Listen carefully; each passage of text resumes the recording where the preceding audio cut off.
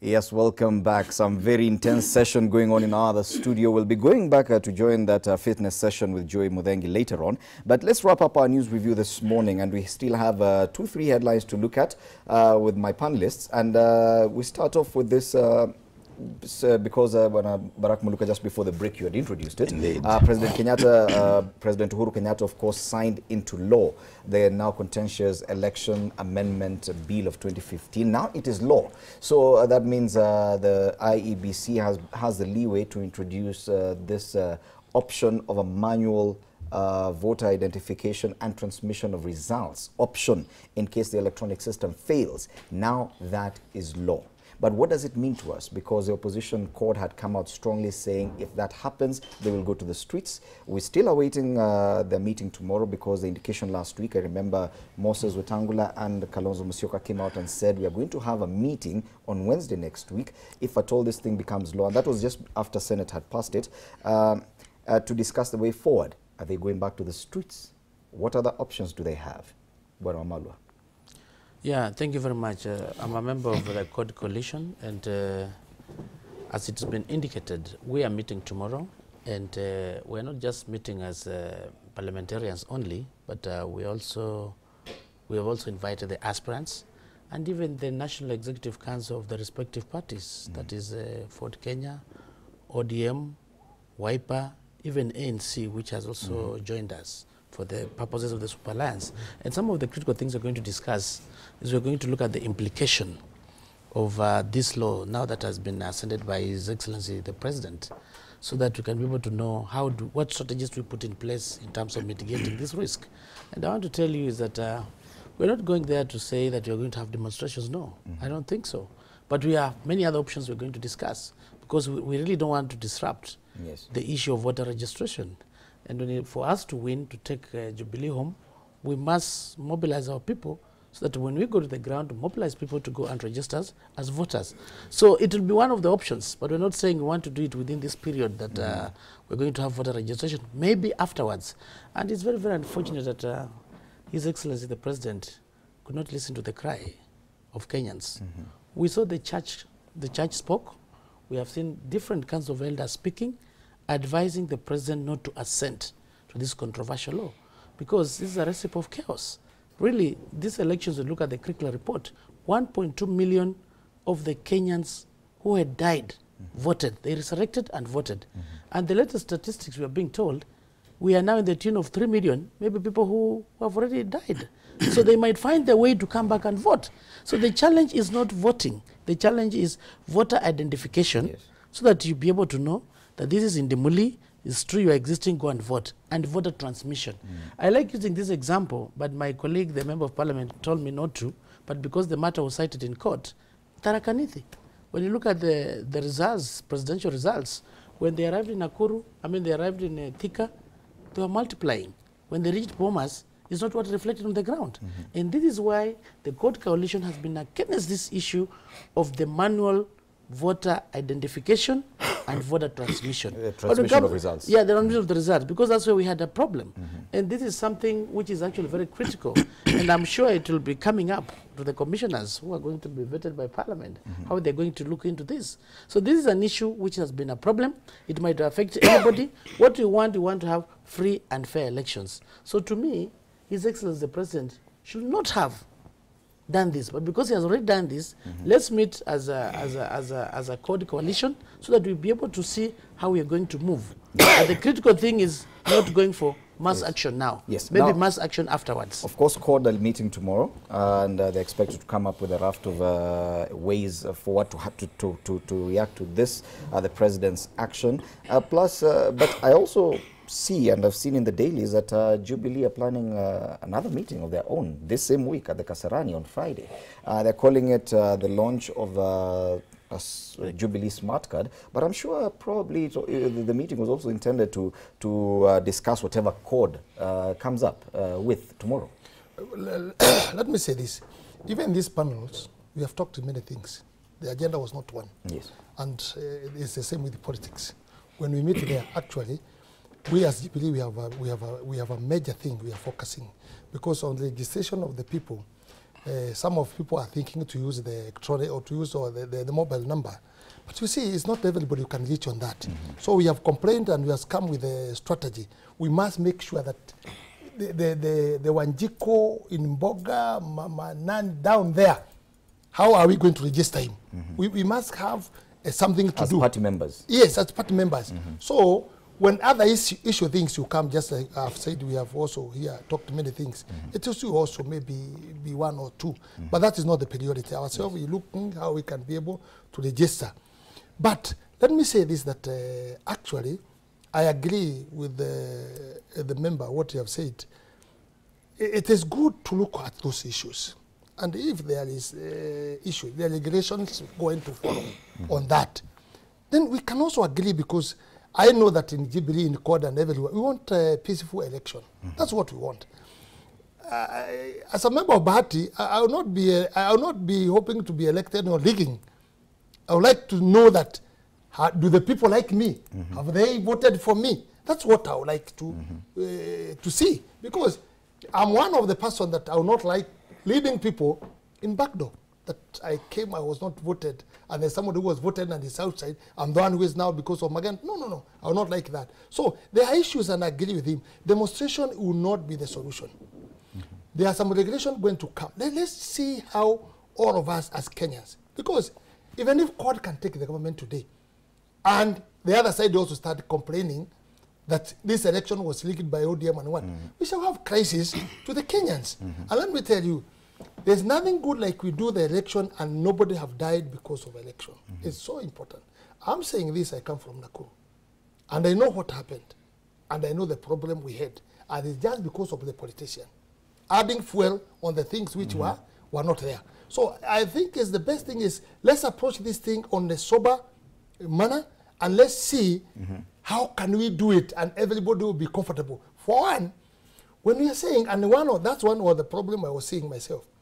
If people are queuing, voting for me, Bahati, then in between, something comes and you are not going to vote today because the machine has been spoiled, so there is no alternative on that. I can see the fight starting in that station because people will be charged that they want to elect Ngojiri or they want to elect Njoroge. Now, you are the one who have messed this. So those are the things we should look soberly and see what we should do. The other thing I would tell my friend, he is a lawmaker. And he is very vocal in the floor. Very vocal. And I like him. Because sometimes he talks things, even opposite on the other side, if they are not working. We cannot blame the president. I want to let you understand, if maybe you have forgotten. The president uses the law which we gave him. Yes. The president used the constitution which we gave him. The law says, if we pass what we have passed, in that law, goes to the Senate passed. The president is tied his hand. He has no choice. And if he stays, just a minute, the power of and if assent, he stays, I'm talking about the 115. document, the law which is there. And if the president don't sign within 14 days, it becomes what? Law. It becomes law. So let's not talk things let me educate the honorable member. I'm not finished. Because you are misleading. Let me interject. You finish. Let me Let him raise a interject. Let question, me then you interject respond to it. because we can't allow you to mislead the public. And as you clearly put it, I'm one of the good legislators, as you say. No, vocal. Within I think Article 115, if I'm not very wrong, the presidential assent.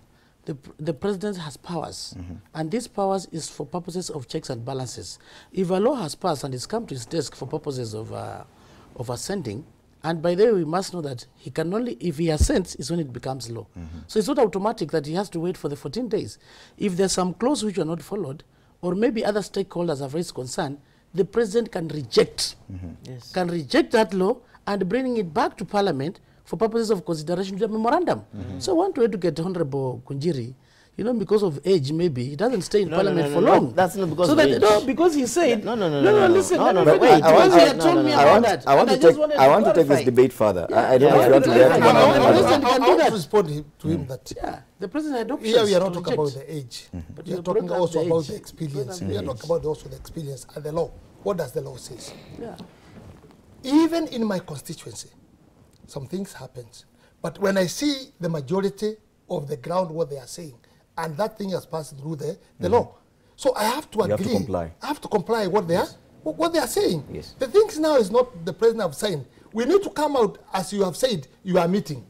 let's also do the caucusing in the parliament and see regulations which are there. Yes. And which are other areas. And it's where that point that I want Bwana Njogu Barua to Yes. contribute in, because you've indicated it's not the end of the road, because yes, the law has been signed, but the IEBC has to come up with regulations as well, which I'm sure will require input before he comes in, from when you. you talk about regulations, regulations must be in line with the law. Yes. There's no way the act says this and the regulations are contrary. Okay. Yeah. Bwana Barua, but at least it's still not over. It's not over. And I would like to emphasize the importance of making good laws. Laws that are not meant to take the interest of one side of the divide. The example I'm going to give you is one of the standing orders of the National Assembly, which were amended just before the 2013 general election. They were amended to an extent that they had actually a premeditated president and a premeditated Speaker of the National Assembly. They were amended to an extent that all the committees in the House, the membership of committees was supposed to be based on the strength of the House. This is because there was that belief that somebody is going to win the presidency. So when we won as Jubilee, we found that even the Public Investments Committee and the Public Accounts Committee membership could have been chaired by Jubilee because Jubilee had more members. Because the law had already been amended. The standing orders had the standing order had been amended. It's misleading. Just a minute, let me finish. Your chance, yes. don't keep on collecting. Just Let keep on. somebody finish. Yeah, You'll be given the there has chance. been, it's a fact. You can look at the standing orders, and that is one of the reasons that made us spare about 3 weeks before the committees could be put in place, because CORD side of coalition was saying no, we can concede everything, but not the Public Investments Committee and the Public Accounts Committee, because they are supposed to to keep the government on check. And we had to concede that this position becomes... So you had to amend the standing orders again? I think to allow for that? Before even they were amended. I think they were amended later. They were not amended. We had to discuss and agree. Let's give these positions to CORD coalition. There's chairman of the Public Accounts Committee and Public Investment Committee. That was a gentleman's agreement. But if the standing orders were made with the country at heart, that could not have been necessary. I remember one time the speaker said, sometimes he finds himself with strange powers. Because some committees were supposed to be chaired by other people, were actually meant to be chaired by the speaker according to the standing orders. So what I'm saying is that let us, as legislators, members of parliament and senate and other assemblies, let us make laws for Kenya, not make laws for individuals. So the president has signed the elections law. Yes. And I have to be very careful because of Barack. Bill into law. Yes. All is not lost. And I know Chris is going to make some comment on that. Because there are regulations. Regulations will be according to the law. But they can be more expansive so they can incorporate the views of other or various stakeholders. But the most important thing is that if you listen to what my friend Chris, every comment he makes, he starts by blaming the president. We are not here to discuss the president. We are here to educate Kenyans and to share with Kenyans our experience in our various capacities. And one thing we have seen from CORD, from Jubilee side, is that we are doubting and highly doubting whether CORD is ready for an election. And in fact, one of the things which is coming out clearly, CORD wants to frustrate the process so that come August 8th, there are no elections, and they call for some sort of a mogul to push on. Kofi Annan. Let me finish. Yes. To push on the leadership of this country while they themselves are in government. Okay. So they want to go to elections after forcing themselves into government. And that is what is forcing Jubilee to take their noble responsibility, me being one of them, to ensure that the legal... You're trying to preempt that? Okay. The legal machinery necessary is put into place so that we can give CORD a chance of putting themselves before Kenyans and seeking a chance for the presidency. Bwana Omalo, I have to give you an opportunity before we come to Bwana Let me Muluka. respond to Honorable Barua and to stop misleading the public. Because I know... We are not always misleading, my friend. Yeah. And I want to demonstrate how it's been misleading. Yeah, please. Particularly when it comes to standing orders. Standing orders are not done by a particular side of the divide. It is something which is collective. So for him to come and By the way, let me correct you first. Just a minute. The standing orders were done under the supervision of Raila Odinga, who was the supervisor of government business as a prime minister. Okay. This honorable member is misleading because when it comes to standing orders, we have the committees. Standing orders are debated, they are amended. Right now, we have a committee in Parliament which is responsible for that. If they see any amendment or whatever that is, they bring it to the floor of the House. The committee can propose, but the floor of the House can be able to change accordingly. So there's nowhere that Raila Odinga supervise those particular standing orders. When it comes to the issue of PIC and PAC, again, the honorable member is very wrong, because in line with the membership of committees, it goes proportionately. So if a given political party had one more political seats, obviously, it has the majority when it comes to those respective committees in Parliament. And when you look at many other jurisdictions, Public Investments Committee and Public Accounts Committee, these are committees which are headed by the opposition. Definitely, because you are there to provide oversight. Yes. So there's no way you can come and mislead here that maybe it was under supervision of so-and-so for purposes that the government will be formed by ABCD. That is very, very wrong. Again, when you look at the standing order number 1 of our laws in Parliament, that standing order, it talks about the issues of provision. If something is not provided for in the standing orders, or maybe by tradition, how it has been, the Speaker exercises discretion Absolutely. to do this. So everything, as far as the standing orders are concerned, everything had been taken good care of. Whatever he was saying, he was trying to mislead. I think he was just trying to give an example. No, that was wrong. I've just tried to justify why he was misleading the public. The chance Again, him to come and mislead the public when it comes to the issue of elections. I think he cannot come and purport that the opposition is not ready, so we want to delay the elections. They are the ones in power. Yes. They've even gone to an extent of saying, tunakula nyama, unameza mate. Let's bring Bwana Muluka now. In that context, who will want to stay in power for long? Let me demonstrate how Jubilee has laid this.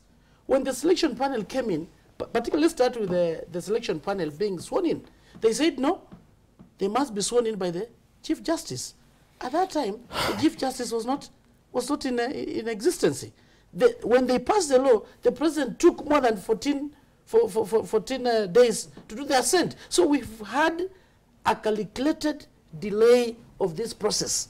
So it has come from the Jubilee side. You can't come and purport that court is not prepared. It wants the elections to be delayed. This is a Jubilee narrative. I think you are not prepared. And in fact, before Muluka takes, we'll come to you, Bwana Muluka. Just a moment. Let them respect the laws of debate and common decency.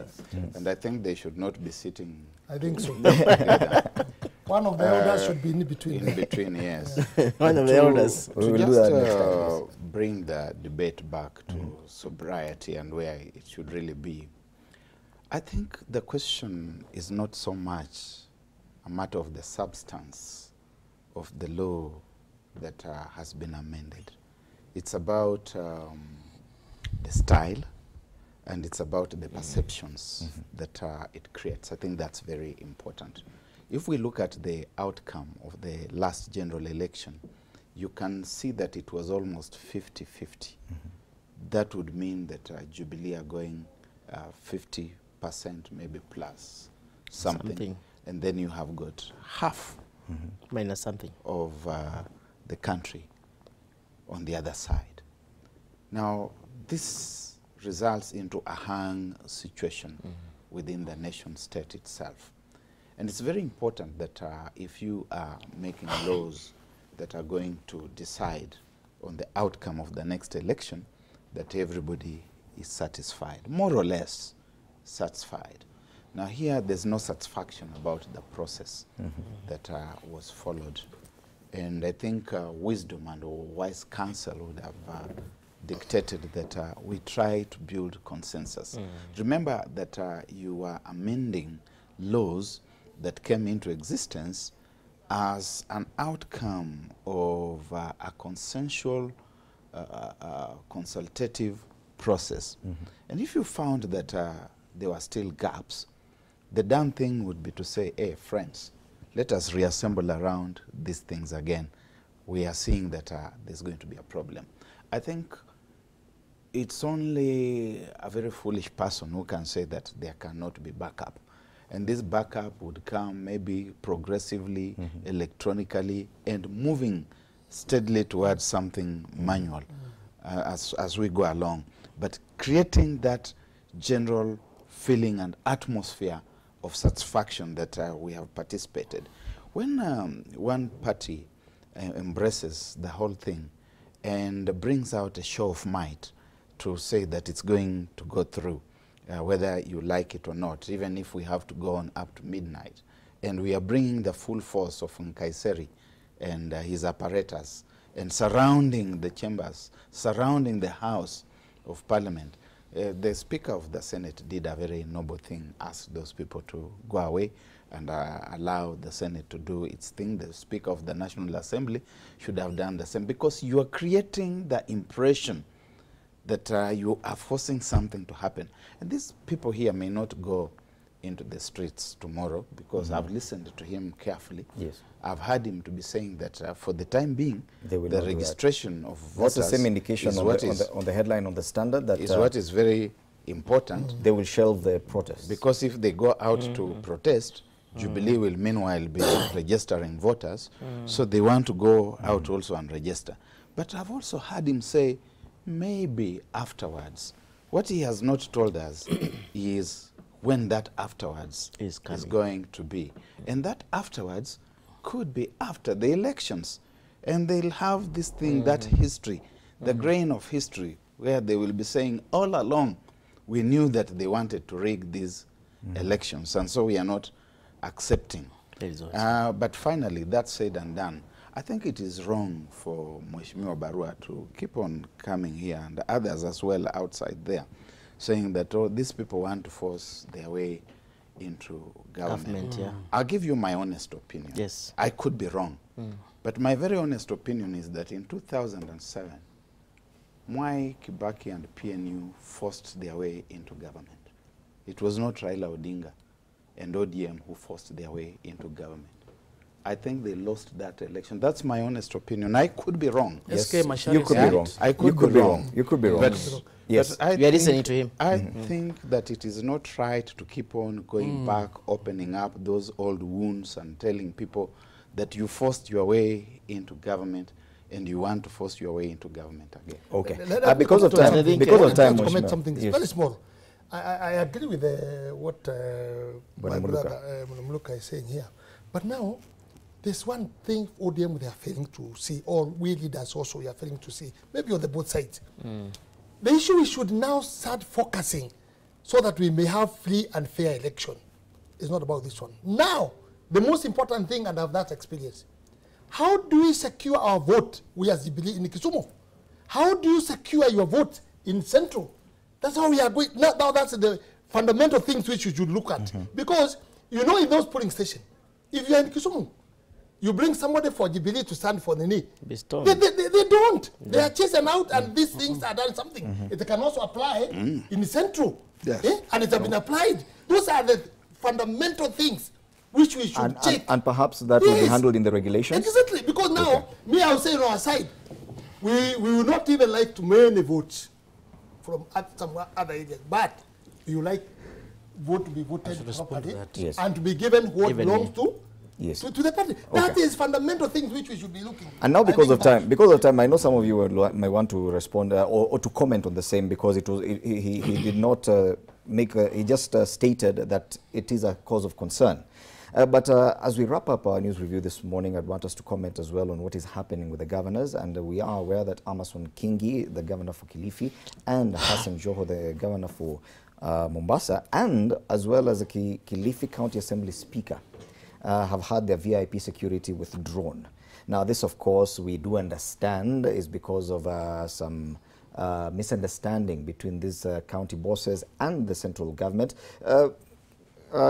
People may speculate it's because of what comments that the Mombasa governor made in the presence of the president last week. That's a point of argument, but do you think that is how it should be? That the central government should be at liberty to withdraw the security of people who definitely need this kind of security. As you give your final comment, you could choose to comment on what Mheshimiwa Ngunjiri said as well. I will start with you, Bwana. First and foremost, I would like to say that this issue of security is being blown out of proportions. And I think it's being used to cover on other issues. I want to state that I drove myself here, and I left my house at 5:30 in the morning. I don't have security today. And the issue of security is a matter which is going to be handled at another level. But my opinion is nobody should be denied security for political reasons. So, but I'm not saying the security was withdrawn for political reasons, but I'm stating nobody should be denied security for political consideration. What is happening is that there are some issues, certain issues, like what happened in Mombasa when Joho and the president met in a forum. And Joho was completely out of order in his, the way he addressed the forum, the way in my own opinion, I could be wrong like Barack was saying, he is demonstrating his lack of respect for the presidency by saying that the president should start new project. My view here is government does not anticipate a vacuum. What was started by Mzee Kenyatta is what Mzee Moi continued to fulfill. He just received the baton from Kenyatta to himself. The baton he passed to Mwai Kibaki, and the Mwai Kibaki to Uhuru Kenyatta. So it's the whole continuum of development. The other issue is that that statement was meant to actually portray Uhuru as an performer and someone who cannot not actually be able to give new project to a certain area or certain areas. What Joho could have understood, I should understand, is that nobody, be him or her an MC, MP, whatever he is, or president, can develop this nation, can develop his area of representation using their own resources. These are resources from the national government, devolve the county governments, and the governors are just holding those resources in trust. And we expect that they will use the resources judiciously without fear or favor and fairly as much as possible. Okay. So that's my position on that issue. The other issue was on the issue of backup amendment law. What I would like to say is that somebody, especially Moses Masika Wetangula, is saying we need a backup, but we need an electronic backup. I don't know why we're having a backup in the first place. We are having a backup because you don't have 4G or you don't have connectivity. So I don't see how we can have lack of connectivity in one electronic system, then get connectivity in a different connectivity system. This is at the highest level of hypocrisy. Even basic things like the lifts. There are lifts in tall buildings, but the backup is always the stairs. We cannot have a lift backing up another lift because the lift can fail because of power failure. So let us be practical. Let us accept that we need a backup system. 2013, the biometrics failed in Ngishogo with the first voter. And it was announced by about 8:30 that in Ngishogo machines are not working and we went manual. I am a person who did not come from any position of privilege in terms of societal arrangement or family arrangement, and I was able to win because the election was free and fair. So as Kenya, let us work towards one destination, either in CORD or in Jubilee or in the third force, for a free and fair election. Let not your perceptions of playing victim influence the process and the outcome of the general election, because we need a peaceful Kenya by the end of the day. Thank you, Bwana Baru. Yeah, thank you very much. I just wanted to do some clarification, maybe based on what Barakat said, that as we meet tomorrow as members of the CORD coalition, we are ruling out the issue of mass demonstrations. And of course, within the Constitution, Article 37, every Kenyan has a right to demonstrate, to picket. So you're not ruling Absolutely. that out? So no, I'm ruling it out as per this particular period, because you're going for the mass voter registration. Maybe immediately after mass registration. And in any case, when it comes to picketing or whatever the case, you can do it at any given time, because really this is provided for in the Constitution under the Bill of Rights. So it does not limit whatsoever that it must be at such a time or whatever. No, that one is allowed. Secondly, I wanted to mention about the issue of Honorable Kunjiri, where he said that securing the vote. It is the responsibility of IBC to ensure we have free and fair elections. It is actually in the Constitution. So they are the one to ensure the security, even for the agents. I don't think there's any problem if the Jubilee agent will be in Kisumu, he's not going to be stoned. Or even according, We have that experience like that. then we have the government agencies that are sleeping on the job. The IBC is supposed to ensure that the agents are safe, because you are there for purposes of maybe trying to verify for the interest of your candidate. So we are calling upon IBC, and particularly the security agencies. The police are there to ensure every Kenyan has that security. At that particular time, the agents must always be protected. Finally, on the And issue finally, of on the issue of security. on the issue of governance and the elections law, as I said earlier, and I want Honorable Kunjiri to listen, under Article 115 of the Constitution, Mzee. the president has powers. If the law has been passed by the both houses of parliament, he has powers to reject, maybe from the concern of the church or concern of a particular group of the stakeholders. He has the powers to reject that law and bring it back to parliament with a memorandum. It's unfortunate he never did this, despite the outcry that has been there. So it confirms to us the issue of the suspicions of rigging. And when we talk about the backup, I want Kenyans to listen, because we are confusing two issues. The critical issues we have are two.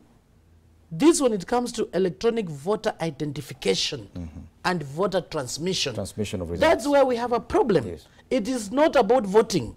Voting is going to be manual, whatever it is. But before you do the voting, for heaven's sake, we are saying, ensure whoever is voting is not resurrecting from the Langata cemetery. Okay. Ensure that this person is alive. That's where the problem is. When Because- it comes to transmission, Yes. ensure whatever is being transmitted is a true picture, so that when it's coming from Tharaka-Nithi, let's not have another addition when it reaches Githurai. Do you have any comment with regard to the security of governors? Absolutely, I'm coming to that. Because now, of time, okay, my now when it director comes is to the telling me we don't governors, have time, yeah. what happened in Mombasa, really, I didn't see anything outside the context of what Barua is saying.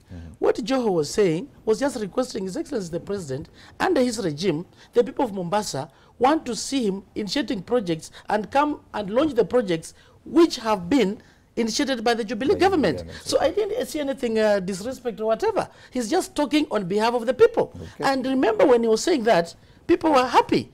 You saw that, isn't it? So what is there is this. It is the responsibility of the national government to ensure everybody is secure. The property is okay. So Honorable Joho and Honorable Amos Kingi, at this particular time, we are calling upon Honorable Ngaisari to reinstate back their security. It is their right.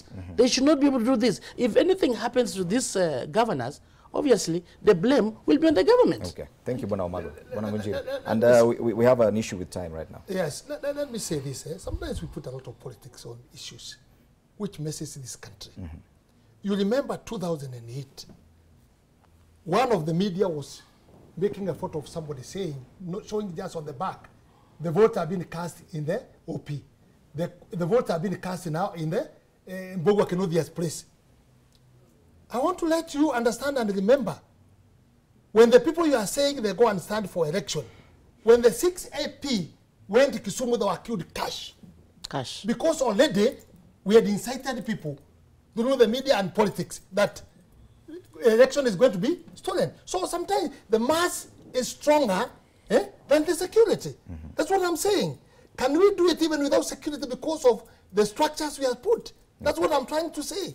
The security will not help us. Secure the structure. That is the thing. Because even now, if you touch his place, that is now he's saying about the president. If somebody goes, I know him. I went in his place. And I was called there as a guest of honor. He was not called, but it is his own area. When he heard Ngunjiri is coming, he was not in my he constituency. came fuming that way. Ngunjiri has come. What is he going to say? He tried to make a trick that I'm the guest of honor, but I talked before, so that he talk later, so he can be able to talk. You know these techniques. And I said, no, you first, you're not the guest of honor. Finish your issues, then I'll talk. What I want to say about the security, we need to be careful of the security. And let me tell you and remind him, I've been having my security Simiu, yes, a lawyer from your place. We For are good. We are good people. This is your personal For 15 security. years. We are very good We My are person good is not people. security from the government. No. My private security person, called Simiu for 15 years. Very loyal people. You see? So it depends with the person how you are operating with him. I have a security of the government. Sometimes I said, I want a driver, I don't want security, because I understand Simiu more, the way we work, the way we work with him. The other thing, it's not good to attack. Let me tell you. And let's be honest. I cannot come here, place like I came there. I start attacking you. Yes. On taking some wishes. Let's be honest. In the wisdom of God. Don't do that. The president is the president. Give me this respect, which is supposed to be given. You'll be left by the people. Yes. In top of that, if you feel the government is not good, have somebody like Simiu. You have money to employ the security. Have your own security. Okay. But it's right of everybody to have is the government security. But let's not put politics more on that. Let's respect each other, and it will be good. I'm telling you, if this member of parliament, try to go his place. You'll be finished. Just even passing by, You need Saying hi. security. he may smell or hear that the Gonjiri pass is there. This guy will follow you like something because what was he doing here? So we need to be sober, and actually, let's give the Kenyans good election. Finally, what I'm looking. Let's give them good Okay, election. well, once Finally, and make it brief. yeah, we we, understand. indeed, they have gauged all the time. Yes. Regarding very finally the question of elections, remember there's not going to be electronic voting. So if it is identification, the ones who are dead can still vote, because you can, if you intend to rig, you can still say, we have seen the name in the electronic register, and you will allow somebody who is not there to vote. Therefore, we must go back to the process and seek to build consensus. And here, I think it behooves the president and the government to ensure that they build that consensus and that everybody has confidence in the process. Regarding Mombasa and Kilifi, there's no doubt that Governor Joho was disrespectful to the president. He intended to be disrespectful, and he was disrespectful all the way. It's also true that what has happened in Mombasa in terms of the footbridge and other things, their sitting government has contributed. If they did not want, they would not have set aside funds for that particular project or any other projects, regardless that the funds were from the World Bank or from wherever. The other side of the coin is that this government and the president and his deputy also invite this disrespect upon themselves, because they define the mood, they define the direction the country is going, and once the other fellows pick up the gauntlet, you now cannot blame them. And to withdraw the security, I think is patently wrong, and this government has shot itself in the foot, and it's political. We cannot deny it. Look, they have gone beyond that.